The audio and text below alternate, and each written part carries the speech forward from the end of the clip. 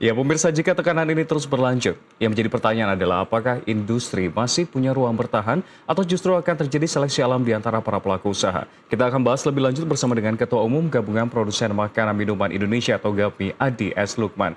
Selamat pagi, Pak Adi. Selamat pagi, Mas Rian. Ya, Pak Adi, sebelum kita membahas soal stimulus dari pemerintah ini, tadi kan sebuah kabar baik sebetulnya, Ya. yang nantinya memang masih menunggu, namun kabarnya ini akan berlaku di awal Mei sebetulnya untuk bea kebebasan bea menjadi 0% Ya, ini. ya. Namun ini kan sebuah kabar yang bagus untuk para Ya. industri. Tapi sebagai background sebetulnya seperti apa sih Pak industri produsen makanan dan minuman mungkin sebelum adanya eskalasi Timur Tengah dan juga termasuk ya. dengan adanya eskalasi, apakah memang sebegitu susah untuk survive, Pak? Oke, baik. Jadi pertama tentunya kami mengapresiasi pemerintah yang merespon usulan kami untuk memikirkan bagaimana agar tekanan akibat perang ini sedikit meredah karena harga plastik dan lain sebagainya ini sangat tinggi sekali. Nah, yang saya ingin sampaikan bahwa sebenarnya industri makanan minuman cukup bagus ya. Kalau kita lihat tahun lalu kita tumbuh 6,38%, jauh di atas pertumbuhan ekonomi yang 5,11%, dan tentunya ini memberikan prospek yang cukup bagus. Dari sisi investasi pun sebenarnya industri makanan minuman cukup tinggi minatnya dari baik domestik maupun asing ya, lokal maupun asing, dan terus tiap tahun terus tumbuh. Jadi saya kira prospek industri makanan minuman saya sangat yakin akan tetap bagus ya. Meskipun di awal tahun 2026 ini secara tiba-tiba ada perang Iran Israel, dan ini langsung berdampak luar biasa. Baik dari sisi logistik, ketersediaan bahan maupun harga. Jadi ini yang menjadi tantangan kita. Salah satunya adalah plastik yang seperti tadi disampaikan oleh Pak Menteri, bahwa plastik ini luar biasa. Di level retail itu bahkan bisa naik sampai 100% lebih. Seperti itu. Yang dulu para pedagang beli kantong plastik 1.000 menjadi 2.000 dan lain sebagainya. Tapi di sisi industri, khususnya industri menengah besar, yang masih punya stok, yang masih punya inventory yang memadai, itu masih bisa kenaikan berkisar antara 30 sampai 60% tergantung dari ketersediaannya masing-masing. Yang menyedihkan memang di hulunya menyatakan force majeure, baik itu Chandra Asri, Lotte, dan bukan hanya di Indonesia saja, di kawasan juga, baik di ASEAN maupun di negara-negara lain, itu menyatakan force majeure. Inilah yang memicu kenaikan yang luar biasa ya. Tapi dengan pendekatan kami dan juga ya, dengan semangat Indonesia Incorporated, akhirnya pemerintah memberikan respon yang baik. Dan kami mendapatkan informasi bahwa akan ditargetkan dalam minggu ini harus selesai. Peraturan teknisnya baik dari Kementerian Keuangan maupun dari perindustrian. Karena secara jelas pemerintah sudah ingin membantu meredam atau menurunkan beban yang sangat tidak masuk akal. Dan yang lebih penting lagi adalah ketersediaan, bukan hanya harga. Kalau sampai tidak tersedia, nah inilah yang menjadi masalah yang lebih berat lagi menurut kami. Baik, Pak Adi. Ini menjadi pertanyaan sebetulnya, Pak.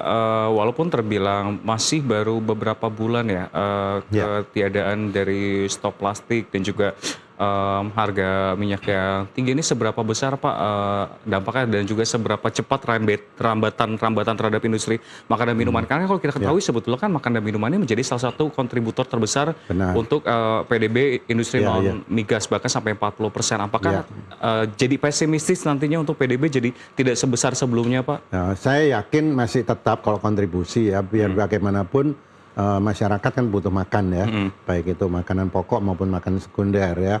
Nah, kalau kontribusi saya pikir tetap ya, karena itu. Nah, tapi kalau kita lihat dari sisi harga ini memang yang menjadi tantangan. Kalau saya bicara yang UKM dulu, kalau UKM itu memang daya tahan industrinya sangat rentan sekali. Mereka bahkan ada yang kalau yang mikro itu biasanya hanya punya stok 1-2 hari. Nah, agak besar sedikit bisa seminggu 2 minggu. Tapi kalau yang menengah besar biasanya kan punya stok agak panjang, bisa 2 bulan, bisa 3 bulan seperti itu. Nah, yang kecil-kecil ini saya mendapatkan laporan langsung mereka naikkan harga, karena bayangkan kalau kontribusi kemasan itu sekitar 30% aja ya dari produknya. Kalau dia naik 100%, artinya kenaikan itu kan luar biasa, langsung 30% berdampak terhadap harga pokoknya. Nah, mereka sangat pasti tidak kuat, dan oleh sebab itu ada yang downsizing, ada yang menaikkan harga dan lain sebagainya. Tapi bagi industri menengah besar tidak mudah merubah-rubah harga karena kita terkait dengan supply chain, logistik, dengan modern trade maupun GT. Biasanya kita harus negosiasi dulu kenaikan harga kapan dan lain sebagainya. Kemudian kita juga menyesuaikan stok kita, apakah masih cukup atau tidak. Dan masing-masing industri punya ketahanan yang berbeda-beda. Ada yang 1 bulan, 2 bulan, 3 bulan. Nah, mudah-mudahan perang ini tidak berkelanjutan ya. Kalau berkelanjutan kita memang harus ini. Tapi saya lihat di pasar, kenaikan harga produk sudah terjadi. Ada yang naik 10%, ada yang naik 15%, dan lain sebagainya. Seperti itu. Nah, ini tidak bisa dihindari Mas Rian. Jadi, mau tidak mau, kenaikan harga pasti terjadi. Hanya tinggal waktu dan besarannya tergantung masing-masing ketahanan dari industri tersebut. Lalu terkait dengan realistis implementasi dari substitusi nafta ke LPG ini sendiri seperti apa? Apakah realistis dan belum lagi dengan penerapan dari stimulus BEA ini menjadi 0%, seberapa efektif Pak? Ya, pertama paling tidak beban biaya masuk 6 bulan yang diberikan pemerintah ini akan menurunkan cost dari bahan baku ya, bahan baku plastik itu sendiri. Ini sedikit meredakan dan kita cukup optimis ya. Dan yang kedua, saya mendapatkan informasi dari industri hulu, mereka sudah mencari alternatif dari negara-negara lain, bukan hanya dari Timur Tengah yang tertutup Hormuz dan lain sebagainya, tapi dari Amerika, Kanada, dan lain sebagainya. Mereka sudah mencari alternatif itu dan sebagian katanya sudah on the way masuk. Nah, ini mudah-mudahan bisa memperpanjang ketersediaan dalam negeri ya. Nah, itu yang kita harapkan karena kita harus dalam kondisi yang tidak wajar kali ini, sourcing dari berbagai sumber itu harus dilakukan ya. Dan juga Presiden kemarin ke Rusia katanya mendapatkan tambahan-tambahan pasokan dan lain sebagainya. Mudah-mudahan ini bisa mendukung. Dan juga Pertamina harusnya juga punya stok nafta dan lain sebagainya. Mungkin bisa didiskusikan untuk sebagian digunakan untuk bahan baku plastik dan lain sebagainya. Ini penting karena kemasan ini sangat penting sekali. Apalagi makanan minuman ya, untuk memperpanjang masa simpan, distribusi, dan menjaga keamanan pangan dan lain sebagainya seperti itu. Iya, dan kalau kita lihat kan sebetulnya Pak Adi, pemerintah pun juga sudah mulai melakukan banyak sikap dan strategi, baik itu untuk terhadap konsumen, mengatakan bahwa tidak akan menerapkan pajak-pajak terlebih dahulu sebelum daya beli meningkat. Namun apakah stimulus untuk para pengusaha ini sudah cukup banyak, termasuk kan kalau untuk industri makanan dan minuman, ini termasuk dari BEA LPG tadi, atau ada stimulus lain harapannya yang bisa dilakukan pemerintah, misalnya perpanjangan dari 6 bulan menjadi setahun gitu. Jadi kalau kita berkaca dari, kita bandingkan dengan COVID dulu ya. Pada saat COVID itu ternyata kali ini lebih berat. Kita merasakan lebih berat, tapi pada saat COVID bantuan pemerintah sangat banyak sekali. Mulai dari BPJS yang ditunda, kemudian ada uang tunai untuk para pekerja yang di UMP dan lain sebagainya, penundaan beberapa biaya dan termasuk perbankan mendukung dan lain sebagainya. Tapi kali ini memang kita sangat berharap pemerintah bukan hanya menurunkan bea masuk aja untuk yang plastik, tapi untuk kebijakan-kebijakan lainnya, perizinan yang lebih dipermudah, lebih dipercepat, dengan biaya-biaya yang lebih murah, ini perlu dipikirkan. Karena mau tidak mau ini menjadi stimulus bagi industri untuk tetap bertahan dalam kondisi seperti ini. Karena saya dapat info beberapa sektor lain ya, bukan makanan minuman, sudah mulai mengurangi pekerja dan lain sebagainya. Kita berharap makanan minuman tidak demikian ya, meskipun ada 1-2 yang sedikit mengurangi jam kerja, tapi tidak secara masif melakukan PHK seperti sektor-sektor lainnya. Ya harapannya bisa lebih resilient supaya terhadap industri mamin pasti lebih resilient ya, apalagi menjadi andalan pemerintah ya dari segi perpajakan dan lain sebagainya. Baik Pak, kita akan bahas banyak hal lagi, namun kita harus jeda terlebih dahulu. Pemirsa, Industri 360 akan kembali usai jeda, tetaplah bersama kami.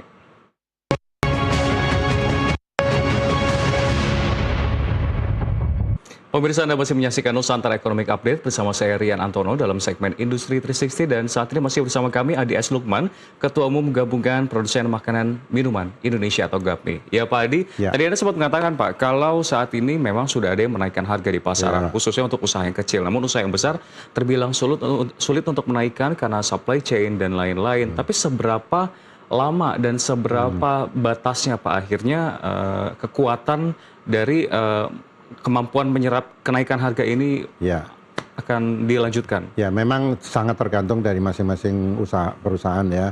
Tapi kalau saya lihat misalnya seperti minyak kita ya, yang ditetapkan harganya oleh pemerintah, itu sudah pasti naik. Karena kenaikan sebetulnya bukan dari CPO-nya, bukan dari sawitnya, tapi dari kemasannya sendiri. Kemasannya 30% Ya tadi iya, kan, kemasannya cost naiknya luar production-nya. biasa. Jadi mau tidak mau itu harus ada adjustment, dan mudah-mudahan pemerintah segera membuat keputusan. Dan saya lihat juga ada beberapa produk yang sudah naik ya di pasaran, tapi rata-rata kenaikan kalau yang menengah besar itu berkisar antara 5-10% ya. Meskipun kenaikan ini tidak bisa mengcover kenaikan biaya di industrinya gitu ya. Kita bisa bayangkan tadi ya, kemasan kalau naik, katakan naik terkecil aja 30%. Kalau kontribusinya 30% dari HPP, berarti kira-kira sudah berkontribusi 9-10% terhadap harga pokoknya seperti itu. Kalau naiknya 60% ya pasti lebih tinggi lagi seperti itu. Nah, kalau perkiraan saya masing-masing perusahaan itu mungkin sekitar 3 bulan lah, 2-3 bulan masih bisa bertahan ya untuk pakai stok yang lama, atau ada yang pakai kontrak yang sudah ada, dan yang penting tersedia ya. Ada beberapa jenis kemasan plastik yang sudah habis menurut dari pemasok. Kami mendapatkan informasi tidak semua jenis, bahkan pemasok memberikan pilihan.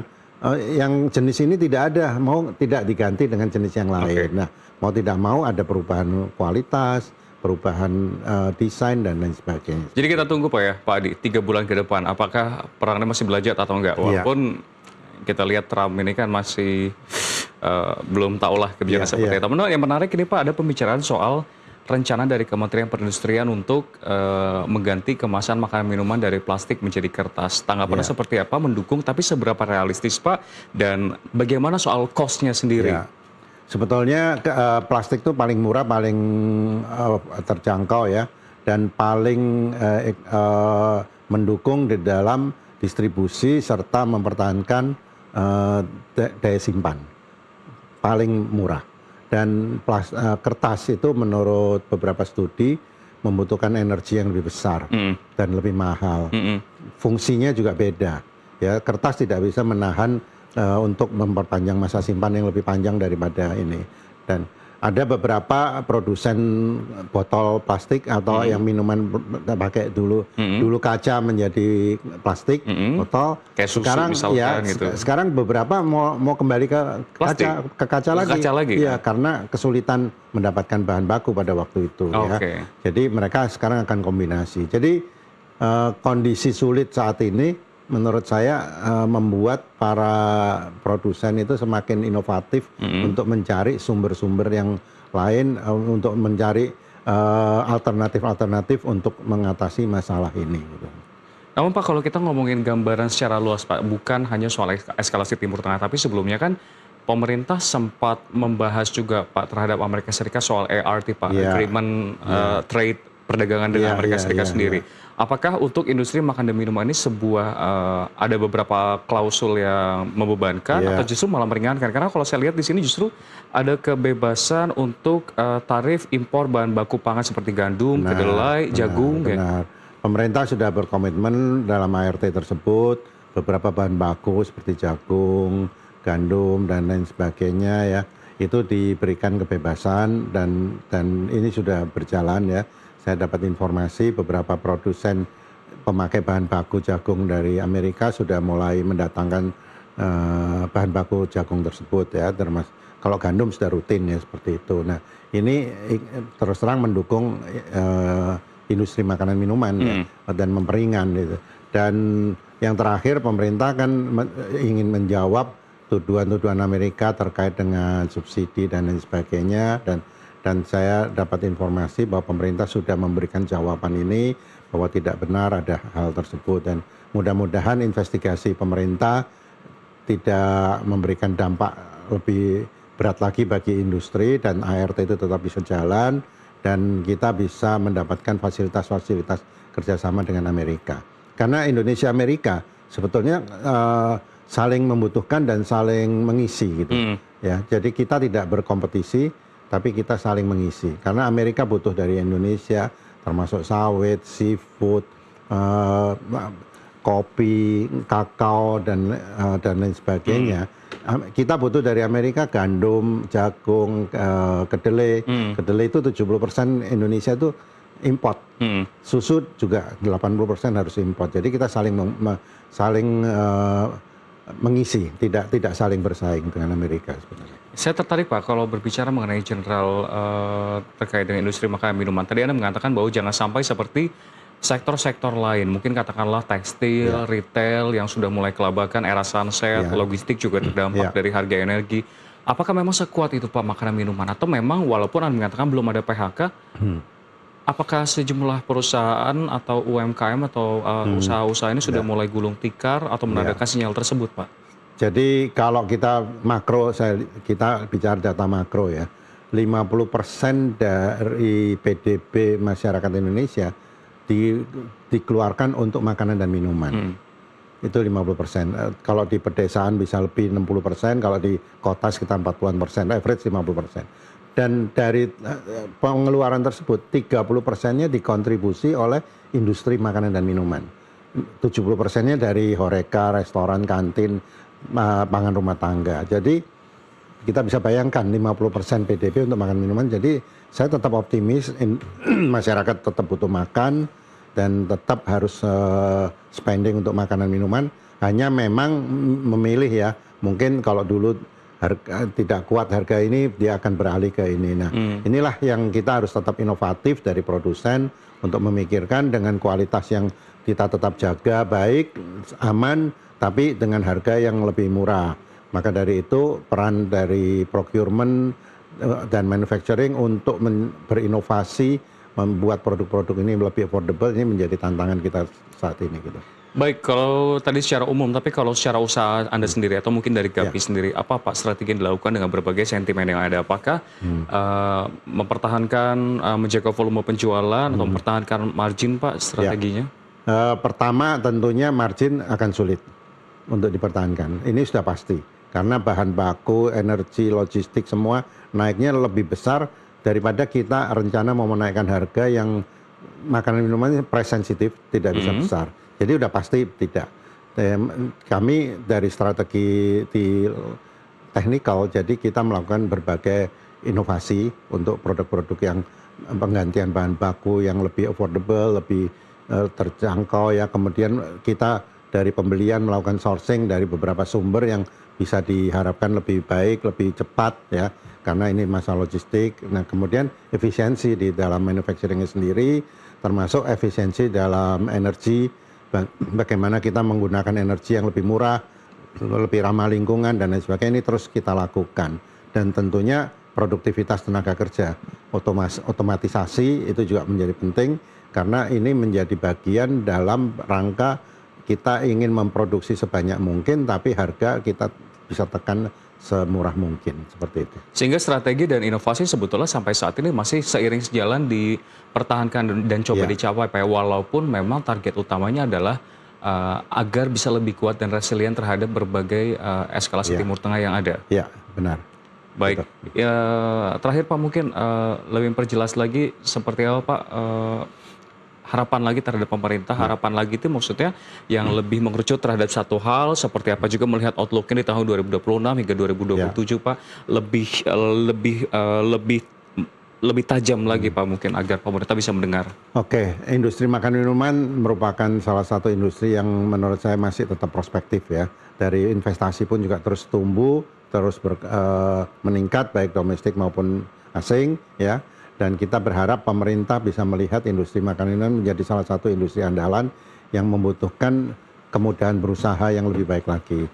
Dan kita berharap sinkronisasi peraturan pusat, daerah, dan semuanya ini bisa disederhanakan, bisa mempercepat, ease of doing business bisa lebih baik, dan lebih murah dalam berusaha ya. Kemudian kita berharap juga insentif-insentif seperti saat ini biaya masuk tidak hanya 6 bulan tapi bisa diperpanjang, melihat situasi yang kita harus pemulihan ya, butuh waktu pemulihan untuk bisa kembali normal.